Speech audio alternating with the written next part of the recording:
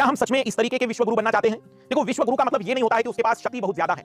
विश्वगुरु का अभिप्राय ये नहीं है कि उस देश के पास पैसा कितना ज्यादा है, या विश्वगुरु का अभिप्राय ये नहीं है कि वह देश कितने ज्यादा परमाणु बम रखता है, बल्कि वास्तविक विश्वगुरु का मतलब है कि उस देश के नागरिक कितने खुशहाल है, उस देश के नागरिकों की जिंदगी कितनी बेहतर है। अब क्या आप इस रिपोर्ट को भी नकार देंगे कि हमारे देश की स्थिति 118वीं है, जो कि चिंताजनक है? एटलीस्ट हम आजादी के 75 वर्षों में क्या हम इन 150 देशों में से बेहतर 75 देशों में भी नहीं आ पा रहे हैं? ये सोचना चाहिए हर भारतीय ने।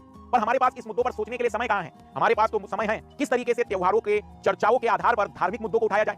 हमारे पास एक सिनेमा को देखने के बाद इतिहास को गहराई से झांकने पर आपके दिमाग में चीजें आ रही हैं। इतना गुस्सा तो आपको अंग्रेजों के खिलाफ बनाई गई मूवी में भी नहीं आया था, जितना कि भारतीय सिनेमा में कुछ सिनेमाओं को देखने के बाद आ रहा है। मैं जानता हूं मेरे इस कथनों के बाद कुछ दक्षिणपंथी विचारक बहुत ज्यादा आहत हो जाएंगे और मुझ पर वह पुनः एक ठप्पा लगाएंगे कि ये शिक्षक भी वामपंथी विचारधारा का है, और मुझे लगता है कि उनकी यही संकीर्ण सोच उन्हें किसी दिन अपने आने वाली पीढ़ी को समाप्त करने के लिए जिम्मेदार मानी जाएगी। पर हमारा ध्यान इस बातों पर कब जाएगा कि हम 147 मतलब सोचो, कम एक स्कूल या कक्षा में 147 बच्चों में अगर आपकी रैंक 118वीं आ जाए तो अगर आप खुश है तो मुझे कोई आपत्ति नहीं है, क्योंकि खुशहाली का इंडेक्स इसी बात को कहता है। अगर आप 147 देशों में 118वें स्थान पर आकर भी खुश है तो निश्चित ही आपसे मेरी कोई नाराजगी नहीं है, क्योंकि वर्ल्ड हैप्पीनेस इंडेक्स में इससे ज्यादा दर्दनाक चीज नहीं हो सकती है, इससे ज्यादा बुरी चीज नहीं हो सकती है।